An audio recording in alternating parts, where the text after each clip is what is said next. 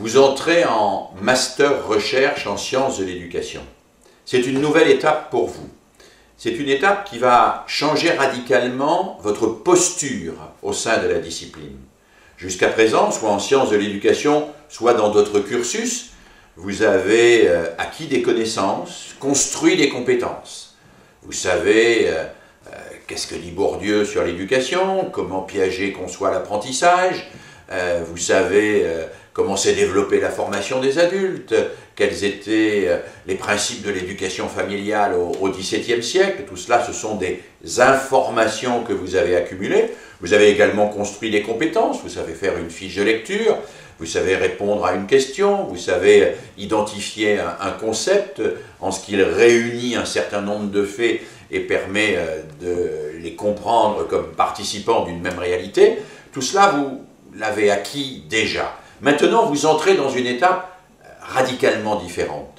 Vous entrez dans la recherche. La recherche, c'est-à-dire la production de savoirs nouveaux. Alors, ça peut faire peur, produire des savoirs nouveaux.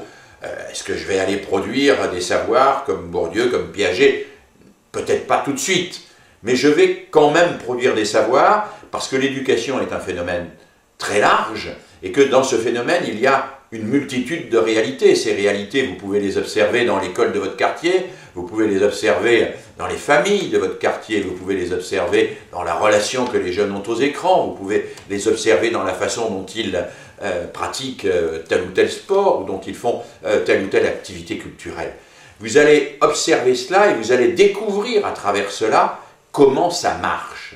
Comment ça marche? Vous allez tenter de comprendre la nature du processus éducatif qui est en jeu. Et vous allez vous efforcer de produire ce que nous appelons un modèle d'intelligibilité de l'éducation. Alors qu'est-ce que ça veut dire, modèle d'intelligibilité? Eh bien, ça veut dire que vous passez d'une juxtaposition ou d'une succession de faits à quelque chose qui permet de les relier entre eux et de comprendre comment ils fonctionnent. Les relier entre eux et comprendre comment ils fonctionnent. Il y a des faits, quand vous observez une classe, quand vous observez une école, quand vous observez des élèves ou des enfants en train de jouer, il y a des faits. Il y a une architecture, il y a un programme, il y a des pratiques, il y a un type de relation qui est entretenu entre les personnes, il y a des contenus qui sont transmis, plus ou moins, il y a des règles qui s'imposent au groupe. Tout cela, ce sont des faits. Eh bien, ces faits, vous allez tenter de percevoir en quoi ils constituent un ensemble cohérent. Alors, bien sûr, ces faits, vous ne pourrez pas tous les choisir. Vous devrez en cibler quelques-uns. Vous devrez les observer d'une manière précise et vous devrez précisément identifier les relations qu'ils entretiennent entre eux. C'est ça, construire un modèle d'intelligibilité.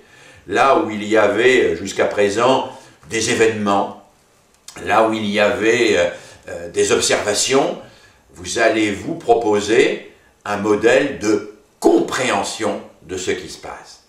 Comprendre ce qui est en train de se passer et pas seulement le décrire, c'est cela le projet de recherche.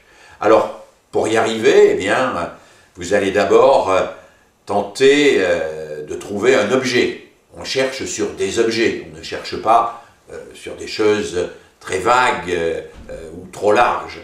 Cet objet, il peut être un objet très concret, hein, la manière dont les enfants apprennent à jouer à tel ou tel sport. Ça peut être un corpus, un ensemble de textes, des programmes scolaires ou des manuels ou que sais-je encore. Ça peut être des théories même.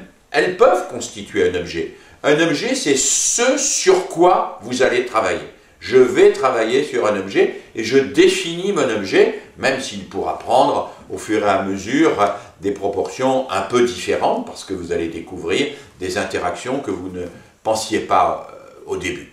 Une fois que vous avez votre objet, il va falloir identifier un sujet, ce que nous appelons une problématique et des hypothèses. Une problématique et des hypothèses, eh bien c'est une question. Une question et une réponse, ou un élément de réponse. La problématique et l'hypothèse apparaissent en général d'une manière très liée. Hein. C'est pourquoi, comment, en quoi, et puis à partir de cette question, un élément de réponse qui permet de sortir d'une vision aplatie, d'une vision factuelle des choses, pour rentrer dans une vision plus approfondie.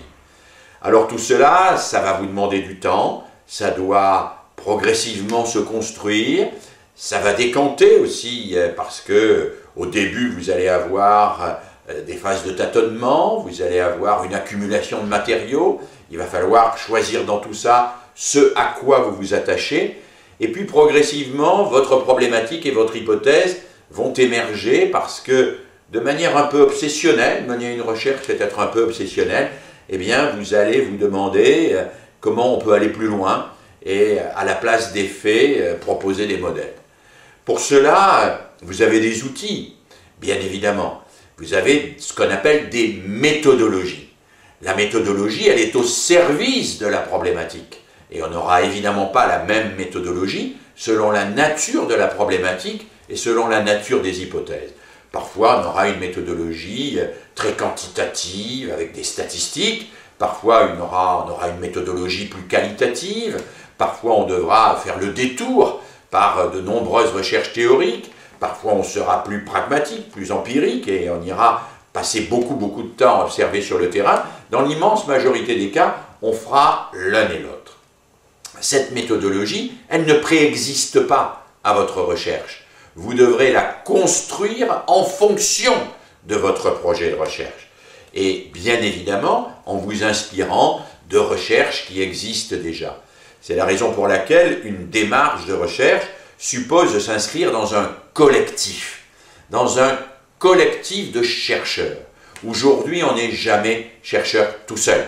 On est chercheur parce qu'on emprunte, parce qu'on vole, parce que d'une certaine manière, on dévoie des choses qui ont déjà été faites par d'autres pour se les approprier et les présenter autrement. Et on est chercheur surtout parce qu'on se confronte à d'autres.